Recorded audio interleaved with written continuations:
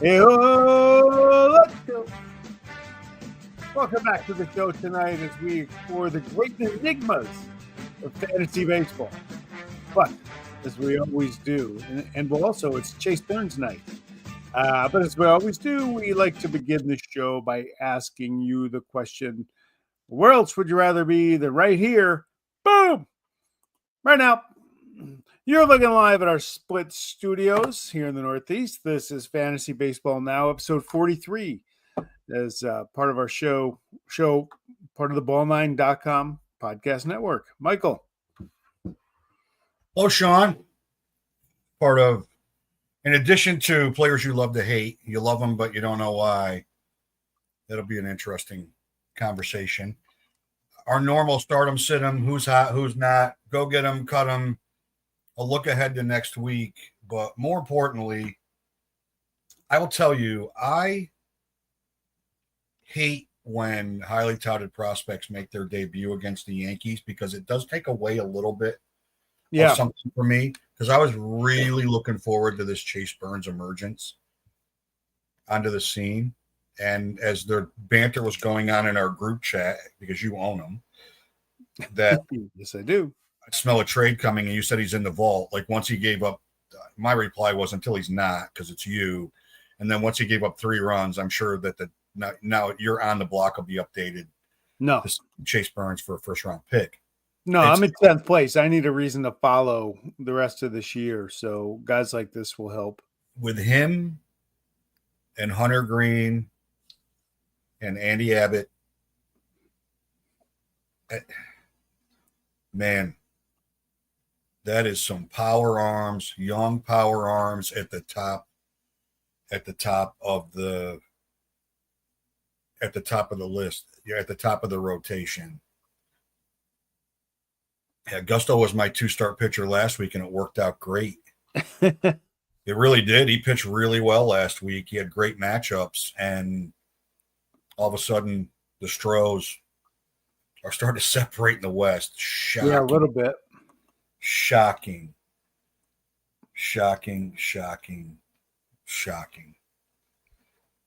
Well, it's tough. I came up with this topic for tonight because I was watching one player that I'll talk about in particular tonight. And I was trying to figure out why he was on my team still, and then realized that if I were to trade him, I would never be able to get the value that I think he's worth.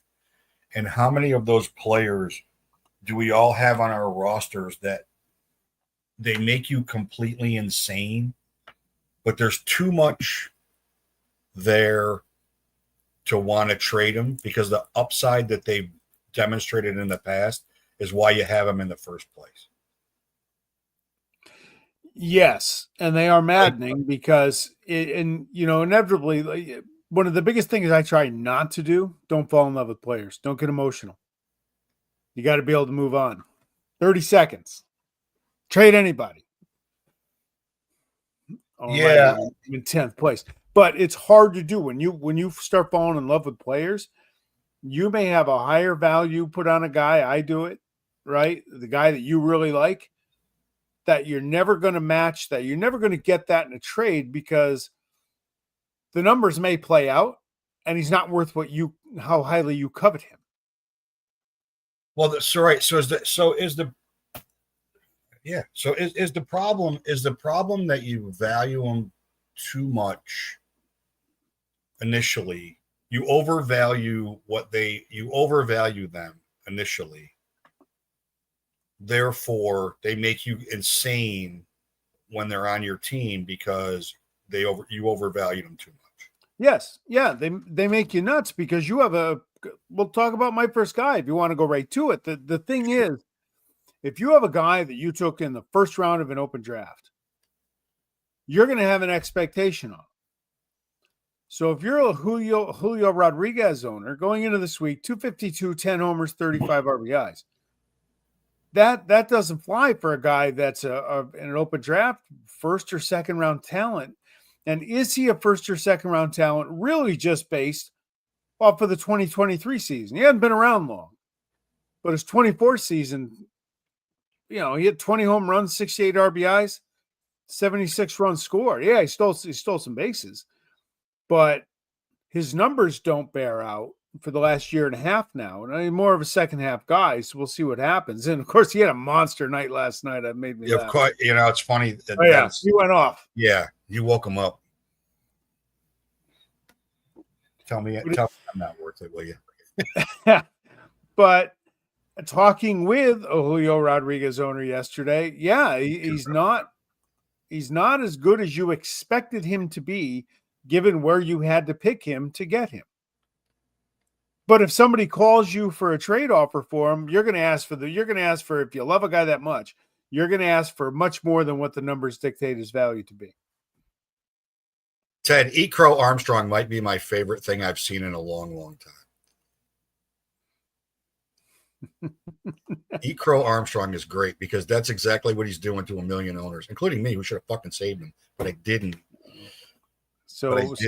So Bob doesn't like where I'm going with this conversation. Well, Bob loves Julio because Bob has a soft spot for him, and he's the owner I spoke to. You know what occurs to me with all four of these players? They all got paid. Why is O'Neill Cruz on the list for you? And Albies is a great. Why is O'Neill Cruz on the list for me? Albies is a great choice, by the way. He's never going to be what everybody thought. So this is going to be skewed because it's really a 2-year average for O'Neill Cruz. It's not fair. It's not fair. 249, 29 homers, 105 RBIs, 41 runs, which is really 55 runs, and 12 steals. He had an injury season in there. That's his average. Yep. He's 211, 13 homers. He's hitting leadoff, so he's only got 31 RBIs. They don't score shit for runs, so he's only got 41 runs scored. But he does have 26 stolen bases, and if it's steals only, he'd be valuable either way because he's only been caught once. Yep. But for a guy that hits 117-mile-an-hour home runs at the Monongahela River, it just seems like this is what he is. And I just think he's got like I think he's a 40-40 guy. Maybe I look at him as a 40-40 guy and he's not. Maybe he's a 25, this year, maybe he's a 25-40 guy. Maybe he's a 25-25 guy. Yeah. And he is what he is. And when he was at shortstop, that was great. And now he's an outfielder. Albies as well. Like 2023 was 33 homers, 109 RBIs, 96 runs scored, and 13 steals. And he's had 4 full seasons where he's played over 150 games, and his numbers have been phenomenal in all 4 of those seasons. He's had some injury issues, but like he's gonna be on this. He's gonna make the show again tonight in another one of these conversations. And he's at a premium position. And I think we all were in the trap of viewing him as the top, all of us, not just us, everybody in fantasy world was in the trap that Ozzie Albies was the best second baseman in Major League Baseball. Even as Altuve was hitting 330 every year and hitting 30 home runs, Albies is the best. He drives in runs. Altuve doesn't do that. He steals bases. Altuve doesn't run anymore. This guy none of them were as good as him, and he's not as good as we want him to be. Yeah. And this year he's particularly bad. And Harris, you can go off on Harris again. Screw him. He looks the part. Yeah, he's been a keeper in our league. He's played in every game this year. He has 6 homers, 17 runs scored, hit 223. That's not good. Got 42. I don't know how you got 42 RBIs and 17 runs. That's just an odd, unbalanced numbers. But he doesn't have his last 3 years. I know he's had some injuries. Averages 18 homers, 56 RBIs, 70 runs scored. That's not elite. But but he gets viewed as elite. And if you want to trade him, right? You're right, Ted. You're 100% right. You're 100% right. And the 9 hole is where he hits. I picked him up in a trade and I moved him quickly because I knew I could probably get a good value for him. So he was available. I had him, and when I made the trade an outfielder, he was given, the owner I traded with was given an option of Harris, or I can't remember who he ended up taking. He didn't want anything to do with Harris. Yeah. And that shocked me. And I didn't want to keep him on my roster because here's the other problem. I mean, Cruz and Rodriguez and Albies, you're going to play no matter what. And you're just going to be pissed when they're not going well. Harris, you have to play. But why do you have to play him? Because you're in the mental trap of, okay, now he's gonna get on one of those streaks. You don't want to miss the run. Yeah. You don't want to miss the run. You don't want to miss the week where he hits 4 homers, drives in 10, steals a couple of bases, and it's a trap. On the pitcher side, I think 3 out of 4 of these guys, the value is based on the past, and one is based on glimpses of stuff that he shows that makes you think that he's going to show it all the time, and he never, ever does. Who's that? Dylan Cease? No, that's Kikuchi. Oh, okay. That's Kikuchi. Like that is like I had him in a couple of leagues. He had 2 starts last week. I pitched him, and he was really good. And this week he's likely to go out and pitch, 3 1/3 and give up 9 runs in a start. He was terrible before he got traded last year and went to Houston. He was unbelievable. I mean, it happens all the time. That's a good comp. That is a good comp. That's a good comp because he's a great defensive center fielder. And Hayward's an elite outfielder. But Hayward looked the part. Hayward and his swing, like Jason Hayward's swing looked like Griffey. But I think Castillo, Cease, and Gausman, like I know Gausman from 21 to 23, he was in a Cy Young conversation every single year. Sure. 34 now. So he's getting some wear and tear. But he's either been figured out or he's worn out. Castillo's not the 1 and 1.2 strikeout per inning guy anymore. He doesn't strike people out. No, you know what? Him and Cease both had great years in 2022. Right? Cease 2.20 ERA, 1.11 whip, 227 Ks. Then I kept him the next year and he sucked. 4.58 ERA, 1.42 whip. He strikes out a ton of guys still, but he started right now in 78% of CBS leagues. He's got some volatile numbers. I mean, yeah, you want the Ks, but you got to pay the price for that. And, Castillo started in 86% of leagues. His ERA is pretty good, 3.38, whip 1.24, but he isn't what I think people think he really is. He's an average pitcher, slightly above average. Is that too much? And once you throw a no-hitter, you're looked at differently. Pitchers are always looked at differently when they throw a no-hitter.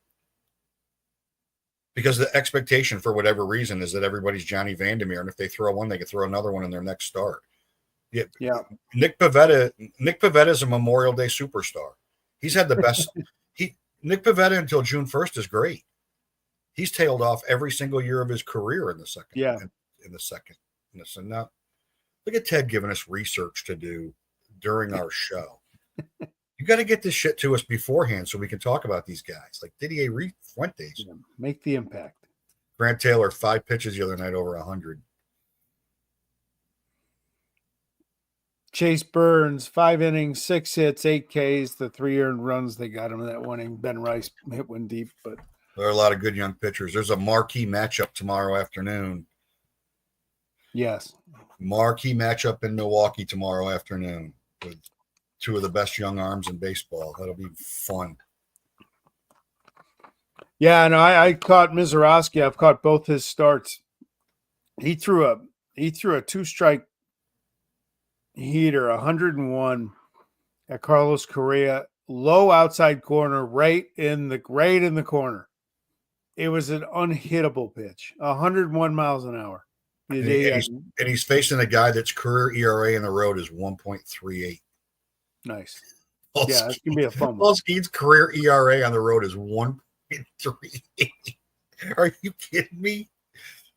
You got to be. That's gonna be a great draft. That Anderson kid, man, holy smokes, that kid from LSU. Wow, he is gonna be great. It's fun about.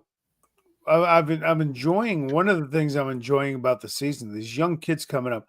The only problem is every time they throw a pitch, I cringe that they're going to grab their elbow. I don't Yeah, wish that on any of them because I'm enjoying this, and it's like a renaissance of young players, young pitchers, especially these arms that are just electric coming up. It's fun to watch.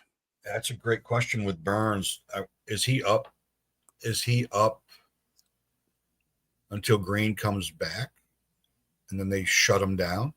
Is he Uh, up? Up? Are I they think gonna? he's up. I think he's up. Is he up? Up? They're talking about. There was an ESPN article today about the 50 players being talked about the most at the trade deadline, and they talked about it on the game last night that Nick Martinez is a huge trade candidate for Cincinnati to get some pieces because he plugs in so many places. He can plug in so many places, as a bottom of the rotation starter, as a bridge guy, as an opener, he pitched last night in his work day. Yep. Like he's still starting this week, but he was going to do his work anyway, so they pitched him. Yeah, it's going to take Duran to get him, I think. But Naylor's going to be a free agent. Yeah. He was on that list. He was. How about the D-backs Kelly. last night? Lose Naylor, Suarez, and Corbin Carroll in the same game? Yeah. Yeah, the Yankees probably felt that one a little bit. Mitch Keller's 1-10. And if he played on a team that could score any runs, he'd be 8-3. Wow. Easily. Yeah. Easily. This is not the guys that we just talked about, there's so much emotion attached to them. The problem, like the biggest problem for me with these guys, like if I wanted to trade O'Neal Cruz right now, what I would expect to get back versus what I would get back is not the same. So it's either got to get so sick and tired of it that you just trade them. And then whatever they do, you just like, you know what? They're like, I mean, I do like watching them play. Yeah. But I mean, I do. I like watching him play, except for when he's not running after balls that go under his glove in center field. That's not fun. Yeah, that was a not a hustling effort. Got a lot of bad look stuff going on with him. But like if you trade him, then like Harris is the easiest one of that group to trade. Just be like, whatever, right? Yeah. Like would I do Julio for Cruz right now? I probably would. Then I'd go from one frustrated guy to another frustrated guy. I mean, Bryce Harper's in that mix a little bit for me too, but it's hard to talk about him when he's hurt. But like you have an MVP season, and then you just expect that's what it's going to be forever. Sure. And he's still fun. He's still elite.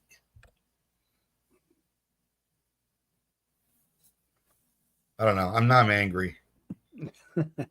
Because Cruz probably struck out twice tonight, so I'm not even going to look. So let's go to who's hot. There's other guys that are tough. I've banged on Carlos Rodon, and he's having a great year. It's hard for me to do that. I cut him during a show early in the year because I just did cut him during a show because for the same reason that I expect that Chase Burns will be traded during this show. Probably not. No, but they drive you nuts. And with Rodon, I'm not going to deal with this. He'll blow up. He always does. He's been great so far. His whip's still under 1. He's got a shutout going tonight. So he's making that move look not very smart. But anyway. He's only had 2 real bad starts. Yeah. They had one early when everybody wanted to trade him. He had a start against the Red Sox that wasn't ideal, and other than that, he's been dominant. Got to grow his beard back. His wife's a good follow on Twitter, though, also on the X, because she's a little bit fun. Who's hot? A name that I never thought would appear on here. No, you've been waiting. Finally happening? Except for Cudham. Yeah. Is it finally happening for Joe Adele? Let's hope so. Right? His last 28 days, ranked 19th overall in CBS, 289, 10 homers, 18 RBIs, 15 runs.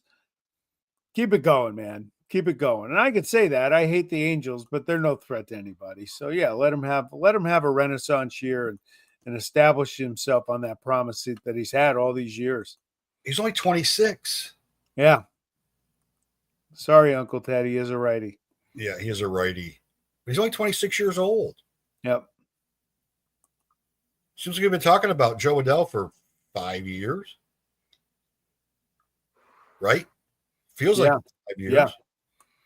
We have. Yeah, he was the next great phenom. He was Jordan Walker before Jordan Walker was before we knew of Jordan Walker. Yeah. Yeah, but Jordan Walker hasn't shown signs of doing what Adele's done lately. Yeah, no, Shanuel was a nice pick. He's a nice player. He's a really nice player. He's a really nice player. He's closer to Luis Arias with a better glove because he doesn't have a lot of power, but I think eventually he will because he makes a lot of contact. And then I'm still waiting for Clark Schmidt to give up a run. Did you know in the last 2 years in the American League, the last 2 seasons in the American League, the only starter with an ERA lower than Clark Schmidt is Tariq Skubal? Really? Yep. That's interesting. He hasn't given up a run in 27 and a third. So in the last 14 days, he hasn't given up a run. His whip's 0.53. He's a little under a K an inning. So his strikeouts are down a little bit, which may be like a little learning experience coming back from injury. But on the year, he's a 2.84 ERA, he's a K an inning, and he's a 1.06 ERA. Now he is up to 90% owned. 2 weeks ago, he was in his 60s. Yeah. No, coming off the injury, he was a little slow coming out. No, but he's a solid pitcher. I love Wu. Brian Wu's great. And yes, Uncle Ted, Nick Kurtz is an absolute beast. Yeah, he is. Yeah, he is. They'll trade him. We'll talk about that. We're going to close with that because I'm going to get under your skin a little bit, as I want to do. And then look at this. They both appear again. Yeah. Yeah. The funny part is this is the danger of picking guys on Sunday. Because Julio Rodriguez, all 3 RBIs in his last 21 days, had more last night than he did, but you got to do it more than one time. You still make the list. Sorry, bud. No homers, 3 RBIs for 3 weeks. Again, big night last night. Maybe that gets him going. But yeah, he's like I said, he's been scuffling. He hasn't met expectations. And the Braves have been scoring runs, not coincidentally, since one of the top maybe 3 players in baseball is back at the top of the lineup. And Ozzie Albies has not participated. Last 14 days, over 51 at-bats, 167 with 3 RBIs, 2 runs, and a steal. He's down to 225 on the year.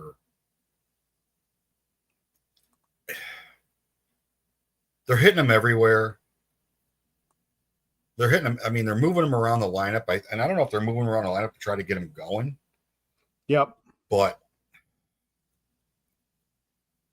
I don't know. There's no way you're cutting him. You're probably not even benching him. Well, who are you going to get? That's the problem. Well, yeah, at that position, you're not going to get anybody. Yeah. Uh-oh. Uh-oh. What do you got? I think I just turned off.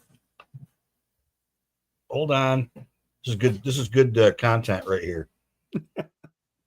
You see a freshly shorn head. I know.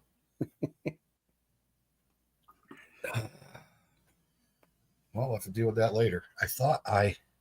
There we go. Yeah, I turned off my power. I turned off my power bar with my. It's better to. I will tell to the 36 of you. It is better that you saw my freshly shorn head than the foot that turned off the power bar, because I'm just telling you, like. No, Bob, the Texas Rangers are not for real, by the way. They If suck. I didn't have such a phobia of people playing with my feet, I would go get a pedicure. There you go. Yeah, Verlander's got to get. Yeah. But here's the guys you got to go get, right? You don't want to play Michael A. Harris? There's two guys you can go get right now. Go get Alec Burleson, owned by 76, started by 66, hitting 308, 224 bats heading into the week, 8 homers, 30 RBIs. I mean, the sample size is good enough to know. Last week, 3 homers, 9 RBIs for the Cardinals. Go get him and cut Michael Harris, like Mike said. And then the Astros, who have been trying to find another outfielder, now A, to replace Kyle Tucker, but another outfielder for 11 years, and trotted up everybody in the world that was a top prospect. Jake Meyers at 310. He's only got 3 homers, but he's got 20. But he's got 20 batted in. But he's got 36 runs scored and 13 stolen bases, and he's only 33% owned. And he's playing every day, and he's on fire lately. He's really on a tear. So, like, I don't think he's going away. You know, Burleson got at bats when Nootbaar was struggling, and Burleson's taken some at bats from Victor Scott, and yeah, both of those guys are good gets right now. And then 2 guys you can just like. So I was going to remind you, yes, that Jordan Romano made this list on April 6th. Yes, he did. But that was for a different reason on April 6th. Like, he wasn't really closing. He was just coming back from injury. So there was that conversation. And your point at that time, I think, was let him work it out on somebody else's. Like, I think both our point was he should be in Clearwater working out, and he's just not ready to pitch yet. Yeah. Well, he's not ready to pitch yet either. Yeah. So amazingly, he is still started by 26% of leagues. Yeah. Here's the deal. I drafted Romano. High hopes, second closer on my team. Absolute dumpster fire to start the year. So I say, move away. It's not good. Let it be somebody else's problem. Then he got hot. Yeah. Then he started closing games and pitching the way you thought he was gonna. I picked him back up. Just don't do it. Don't do it. He's got 5 straight scoreless outings. Don't do it. He's got 5 straight scoreless outings. He's pitching in the 6th inning. Yeah. If you think he's going to start closing anytime soon, and you think he's going to salvage your saves quandary, don't do it, because he's gonna kill you. And Zach McKinstry, a highly touted Dodger prospect who ended up on the Tigers in the Jack Flaherty trade, off to a really good start. He's 3 position eligible, so he does have some appeal, and he's still 47% owned. And he's 4 homers, 21 RBIs, 36 runs, 8 steals, hitting 272. But now he's losing playing time to Colton Keith. Yeah. So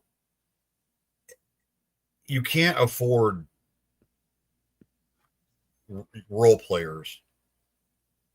I mean, if you're in a 2 corner infield, 2 middle infield league, yeah, I don't think I would cut him. If you're in standard roto or especially in head to head, there's no way you're keeping him in head to head, because Christ, I mean, he don't play every day. He doesn't play every day. You know, back to Jacob Lopez. Thank you, Ted. I've been following him. My only trepidation, any A's pitcher, is that they still don't have a starter with an ERA under 5 in home starts. Nope. And it ain't going to get better this weekend. I can guarantee you that. And it's because the going to Yankees get real hot out there. runs this weekend. It's going to get real hot out there. It's going to, and there's going to be be interesting to see the 10 impact homers a night. The ball's going to fly out of there like it has for the last 100 years in the Pacific Coast League. And it's going to be a nightmare for not only, so that's like lineup manipulation, going into how this, it's hot in the East Coast right now, like unbearably hot, but it's going to be hot, sustained hot in Sacramento, and manipulating your lineup for starters. And I don't care, frankly, who they are. You got to take a second look if somebody's starting in Oakland, if you want them in your lineup that week, because for sure. It's like Colorado was when it first opened up. Like you just didn't pitch anybody there. No. Before the humidor and before they changed the baseballs and that was another great topic of discussion this week with people telling Andrew McCutchen he was a liar for talking about the baseballs, and Andrew McCutchen being like, I've only got like 27 other managers and 10 umpires and half a dozen people in baseball telling me what I'm saying is right. So you can tell me I'm wrong, but then you got to tell all these other people they're wrong too. And he's as much of a first-class human being as there is that's ever played in Major League Baseball. And he just passed Joe DiMaggio for career hits, which is amazing to me. Wow. He passed Willie McCovey and Joe DiMaggio last week for career hits. That's crazy. He's 2,200 and change. If he never got injured, he would have been a Hall of Famer. And he's one of my all-time favorites. But you're not going to call him out for integrity for anything. He's not going to say something just to say it. Yeah. Like he's not going to start that today. And then, so let's look ahead to next week. And I guess because based on this, I guess if I have Ozzie Albies and Michael A. Harris, I have to play him because you love the Braves next week. Yeah, I just like the matchups. I like the matchups. It looks like they're starting to get it together a little bit. Losing Chris Sale hurts, but offensively, yeah, I'll take the Angels for 3 and the Orioles for 3. Why not? You could do a lot worse. Yeah, and I like the Mets pitching staff, starting pitching staff. You know how much this hurts me to say this. The Mets starting pitching staff sucks right now. And we didn't know that was going to happen. And the Marlins are the Marlins, but the Brewers since May 1st have the highest team batting average in Major League Baseball at 273. That's a long time. That's not a week. That's not a couple of weeks. That's a long time. That's that's coming up on 60 days where they have the highest team batting average in Major League Baseball, and they're beating Andrew Heaney upside the head, which is not don't book the parade in Milwaukee because of that. But that lineup hits baseballs. I mean, they don't have a ton of power. They have a lineup full of occasional power, but they make a lot of contact and they create incredible chaos on the bases. And so I like both of those matchups. Now, could they go 3-3 in those 6 games? Probably. Could the Braves go 3-3 in the 6 against the Orioles? Probably. But I actually like the Braves lineup better for total runs scored.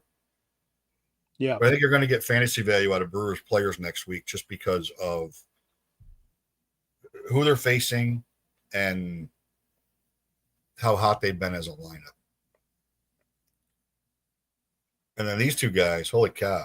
Talk about pack the Tums if you're going to start them for 2 starts. Well, Edward I agree Cabrera, with you. I like both of these guys for next week. Yeah, Cabrera. We call this the Enigma edition, and he's one of them.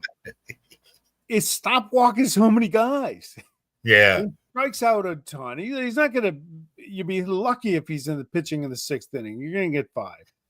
He's going to strike out plenty of guys. He's going to walk a bunch. But if you need strikeouts, go get them. He's at home. Maybe get a decent shot to pick up a win, maybe 2, if he can pitch well and the bullpen can take care of business. But yeah, you just, it's almost like if you're going to play him, don't watch the game. Just don't watch it. What's he owned? You know what? Let me check that. Let me look that up real quick. It's not a lot. Because Eric Fedé is only owned in 47% of the leagues. Yep. And like in the last 3 weeks, he's a 1.26 ERA, a 3.48, or a 1.26 WHIP, a 3.48 ERA, and a K an inning. But that's his season.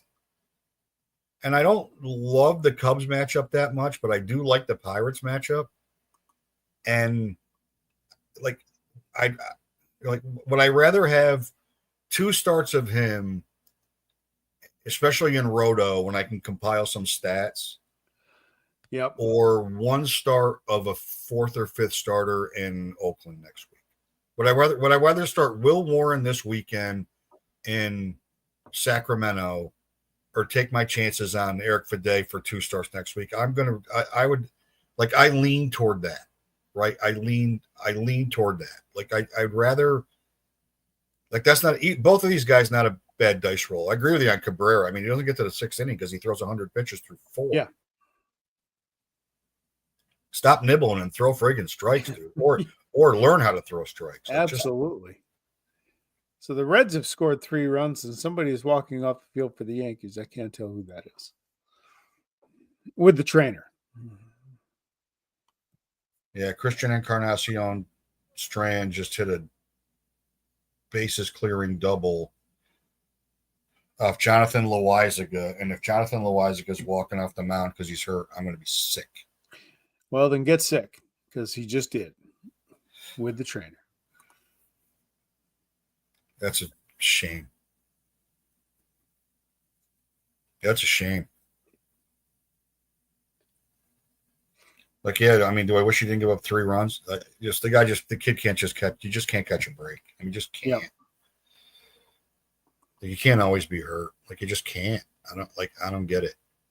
Yeah. Yeah, it's tough. It's tough. You hate to see it.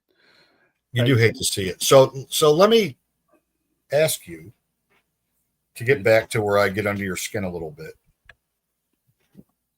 Let me get excited a little bit about this.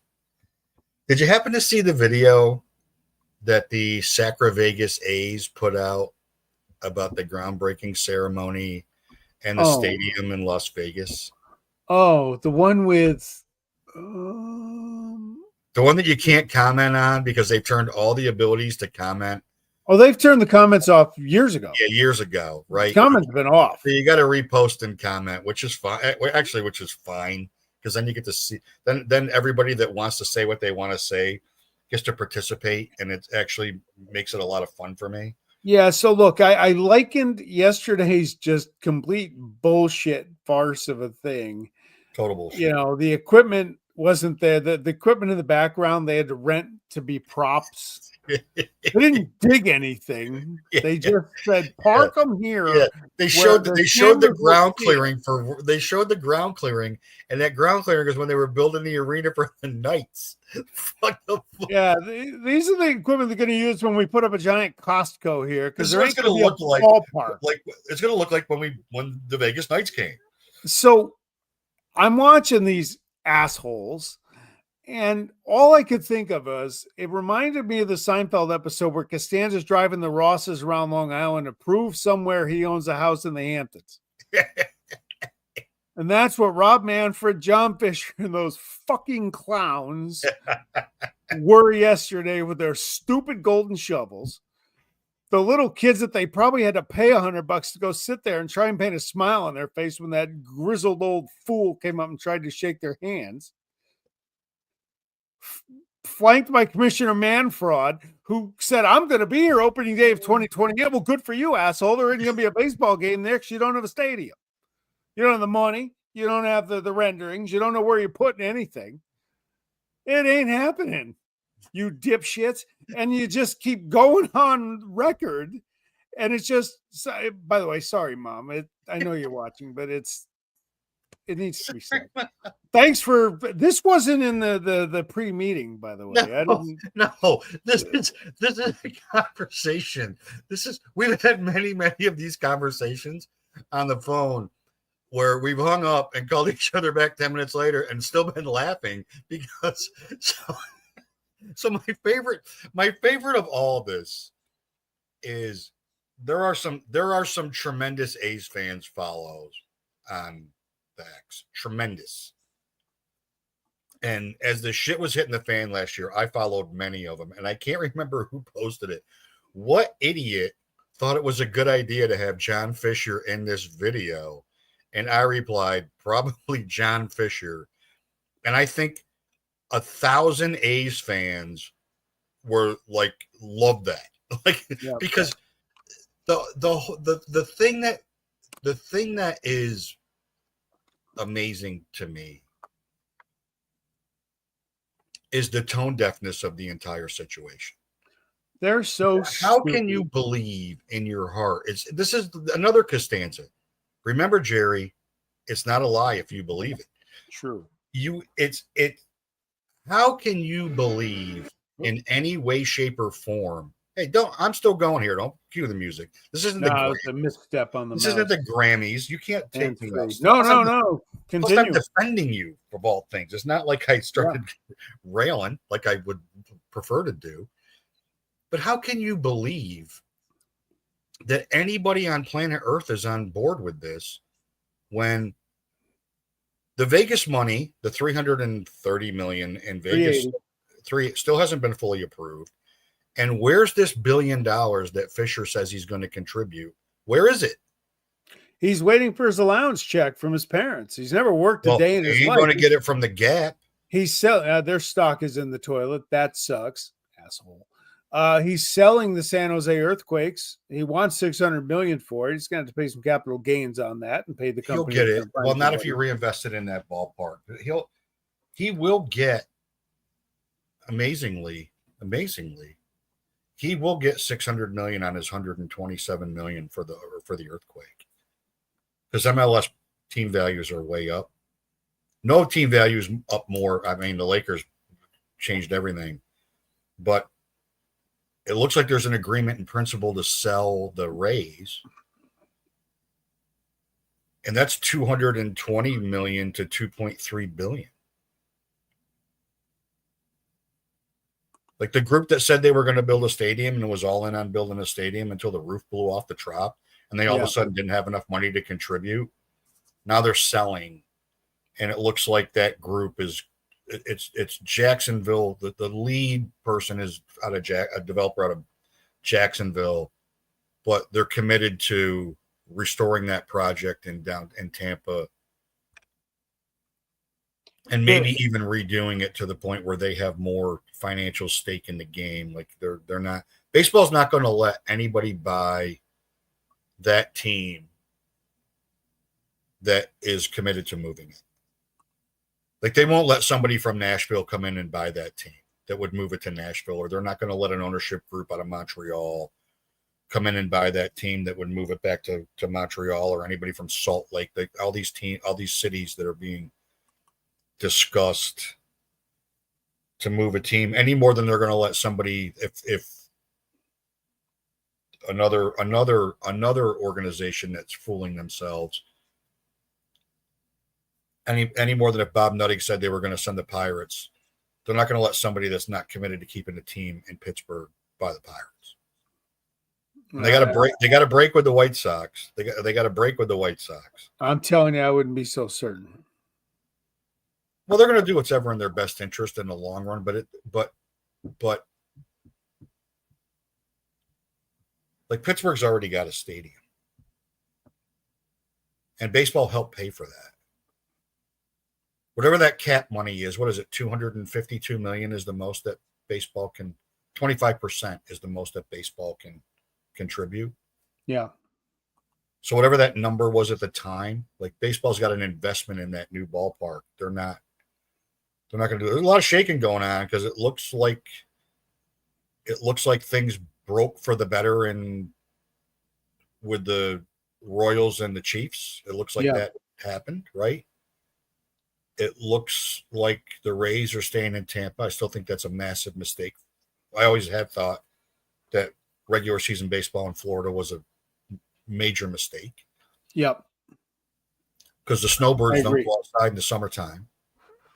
Yeah. They're not down there for 97 degrees and 104% humidity. They're down there for, I don't live in the Northeast anymore, and it's not 20. Yeah. That's what they're down there for. And the people that are born down there couldn't afford to go to a game if somebody gave them free tickets because they just can't. Yeah. So this Oakland thing, it's never going to sit right. It'll never sit right with me. And I'm not even an A's fan. As a baseball fan, it's never going to sit right with me. This fucking dog and pony bullshit with Vegas. I've never rooted for something to fail more in my life. Oh, every day. Like, I've never rooted for something to fail more. I find myself more and more as I age, like fine cheese. I find myself more and more rooting for baseball to misstep, Major League Baseball to fail. They're good at that. Well, they're overachievers at that. They can't market themselves to save their life. I just like, you're not, this is, they have a prime opportunity right now, right? This is the only time. They have 1 month, literally 1 month from today. We're the only thing in town, except for the growing WNBA. Yeah. The only thing going on right now, I mean, you get through the draft, the basketball NBA drafts tomorrow, get through the hockey draft, which is not as closely watched. Yeah. But baseball owns everything right now because they're the only thing going on. And training camp in the NFL has not started. Yeah. And once training camp starts, that's it. Pretty much. Like football takes what? 22 days off where they don't dominate everything. Yeah. And they're in that window right now. And to have that, like, it's just like, it's the timing.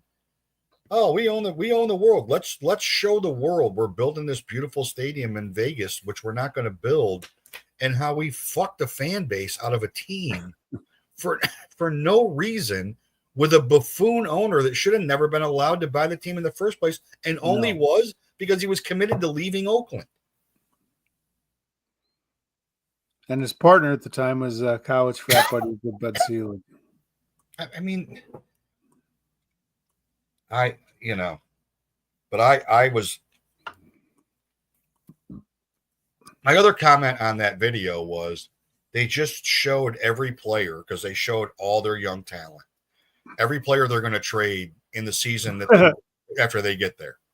After they get the season ticket deposits. Then they're going to start selling off, and they're going to go back to being a 46-win team and be like, oh, you think the White Sox sucked that year? Watch this. This will be even better. No, you got to remember, though, they can't do that because they guaranteed sellouts for 30 years to pay back the city. Here's another little tip for those folks. Have you ever been to Las Vegas in July?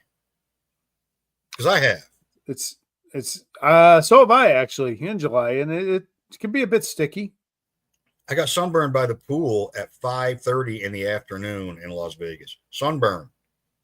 Like, it's not hot. Hot's not the right word for it. Searing is the right word. And I don't care if you got I don't care if you got a retractable roof stadium or not. People aren't going to wake up on look at a baseball schedule and go, hey, honey, you know what we should do for our summer vacation this year?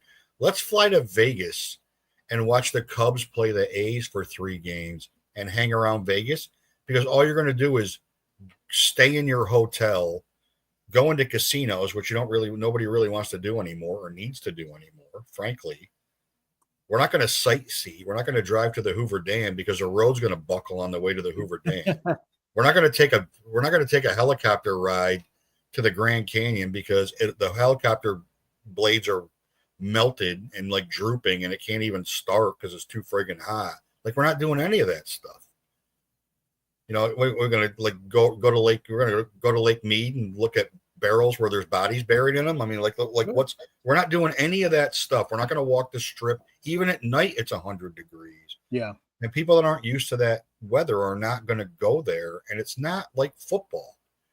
We're flying into Vegas on a Friday to watch your team play in what ends up being a home game for your party it up all weekend and then go to the game. And then go to the game and then fly back out on Monday. And the flights are cheap to go to Vegas. You're not going to, that's based. I'm paying for one ticket and wait till the ticket prices come out for that ballpark. It's not going to be 4 tickets, 4 hot dogs, 4 sodas, $40. I can guarantee you that. Yeah. Yeah, you're right. They're going to be overpriced. The experience of seeing the stadium one time will be great. That'll be great. Like I always like to go to new ballparks. Be nice to see what they build but they won't. So like once the shine wears off that penny, which will take 2 years. Not even. Not even.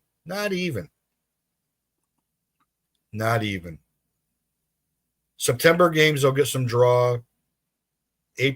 March, April, into May. Yeah, you go out to watch your team play. You're not going after then. You're just not. And what, you're going to go out for one game? Well, that they're banking on people flying in. 30% of the projections are people are going to fly in for the entire series to see their team. But that's not so. You said it right a few minutes ago. It's not football. It's not. But the other part of what you missed is, so like there's real examples, right? There's real examples. Phillies go to Washington, and it looks like a Phillies home game. Yep. 2 hours and 10 minutes in the car, 2 hours and 15 minutes in the car, you're there. Yankees go to Baltimore. Take the Yankees out because there are Yankee fans everywhere. Take the Cubs out. Take the Braves out. Take the Dodgers out. Take those 4 teams out. They have fans everywhere across the country. So we'll disqualify those teams from this conversation because you can't say their fans travel because their fans are already there. Like Yankee fans don't fly to Anaheim when it looks like it's a Yankee home game. There's a million Yankee fans in the Anaheim area. Always has been, always will be. White Sox fans aren't going to Oakland or to Vegas to watch the White Sox play. They don't travel. Yeah. Rays fans don't travel. Red Sox fans are everywhere. They're a little disqualified from this as well. But Florida, there's more Red Sox games at Florida, fans at Florida games because they all live down there. You know, there's a lot of Cubs fans and a lot of Pirates fans at Diamondbacks games because they live there. They moved there. Yeah. You know, they didn't snowbird there anymore. They moved there. For whatever reason, they got taxed out of their own state. They just decided we're here. We like it here. We'll deal with the summer. It's okay. It's just I just think they miscalculate what other sports fans do.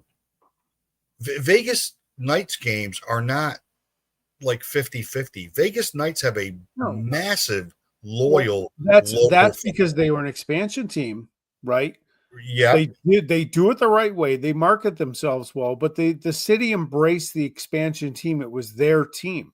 Right. Now, look, if the Raiders start winning some games, the Raider fans that own the seats are be less apt to sell them. I mean, if your team sucks, why? If you live in California, you're a season ticket guy, and you can make your money back in 1 or 2 weekends, and your team sucks, then I can get that. But look, they know they're not going to get those sellouts. They know that. That's just the bullshit they're throwing at people to get that public money. They know they're lying. But there's an example of where they're wrong. Because Jerry World is 50-50 every game. Yeah. It's 50-50 every game. That's been open forever. And the Cowboys, despite the fact, and hopefully this continues for the rest of my life, can't win a title. No. They're never not bad. They win they've been a 12-win team 3 years in a row. And it's still not all Cowboy fans in those seats because the tickets cost so damn much. That if I sell a couple of my games, I can help mitigate my cost. Exactly. Right? I can help mitigate my cost.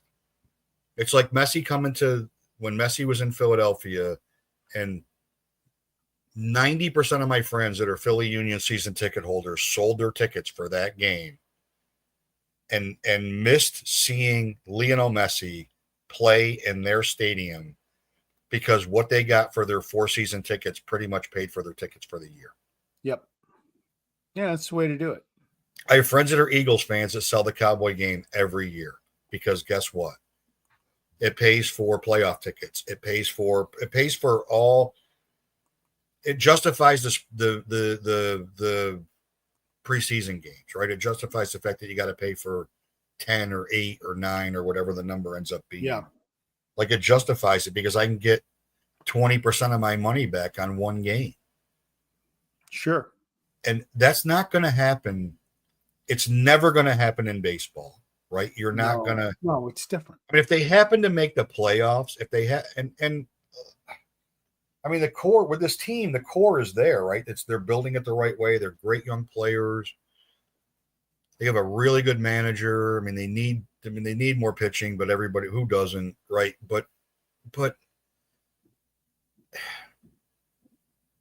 it's just another place where everything gets exposed to how poorly baseball markets itself and how poorly baseball understands its audience and how much they underestimate the knowledge and the intelligence of their fan base. Yeah. They underestimate the intelligence of the fan base. Because if fandom is passed down through multiple generations, like it is in many, not here, my kids all bailed on me, but if it's passed down through many generations and the generation above the new generation is bitching about how, and forget to get off my porch stuff. Just forget about that for a minute because that's another rant but it's a little frustrating to be honest. Baseball was better when okay, fine, it's great. It was probably people in the 20s would say that. Right? It was better when they swung telephone poles and could spit on the ball and they wore flannel. Okay, that's great. A pure game, blah blah blah. It's always evolving, but that's the product on the field. When there's cynicism and anger at the entity that provides the product, that grows forever. Yeah. And that gets heard. Right? Like people, like kids would be like, well, how come you're not watching the game, Dad? Like, you know what? I don't want to sit through 9 innings anymore. Like I'm sick of 500 commercials. I don't want to see, to watch my team, I got to have MLB Network or the MLB package, and that's costing me it feels like they're pricing me out of this or pricing me out of that, and now my game's blacked out. Like the Yankees are in Pittsburgh, and I can't watch because the Phillies are home, and I can watch it on my phone, but I can't watch it on my TV. It's just like that kind of make it awfully difficult to find games sometimes. And then I don't have an Apple subscription, so I can't watch my team, or I don't have Prime, and I got to have 9 subscriptions. And I mean, football's starting to get that. Football's starting to get that complaint that you're streaming pricing your way out of normal fandom.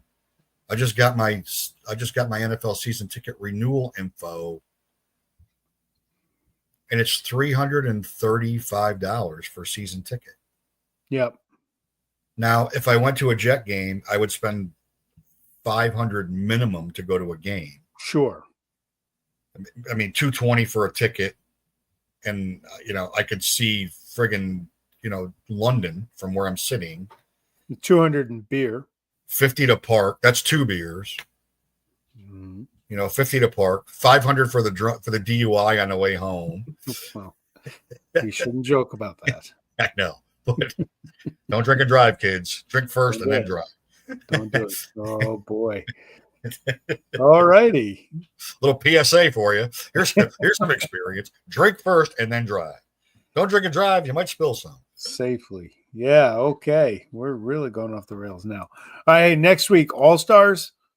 Next week, we need to talk about next week because I am traveling, and where I'm traveling, I was reminded by my son that we tried to do it from there last year, and the internet is not very cooperative. When are you back?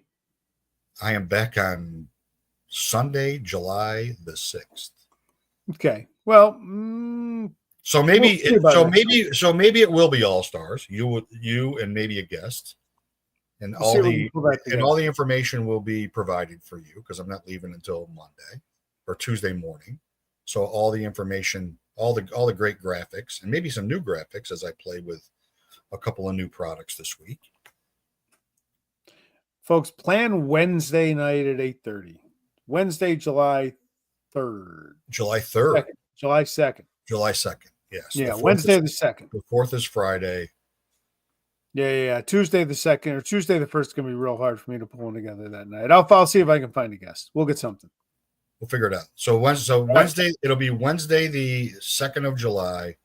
Yep. Instead of our normal Tuesday time. And thanks for the 43 of you who have checked in. Hung in there. Thanks to everybody that provided some comments. Why do you always your mic goes out?